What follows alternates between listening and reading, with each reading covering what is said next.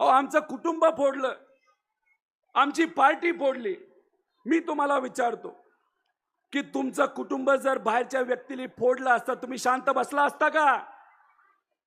तुमच्या वडीलधाऱ्याला जर कुणी सोडून गेलं असतं, तर सोडून जाणाऱ्याबरोबर तुम्ही गेला असता का वडीलधाऱ्याबरोबर राहिला असता? कोणाबरोबर राहिला असता? अहो येत्या काळामध्ये बरंच काय केलं जाईल. पैशाचा वापर, अहो मला जेलमध्ये टाकण्याचा प्रयत्न त्यांनी केला. मोठ्या मोठ्या संस्थेने म्हणलं की तुला बघतोच. मी पण म्हणलं माझी जनता माझ्या बरोबर आहे, मीच तुमच्याकडे बघतो. नाही घाबरलो त्या लोकांना.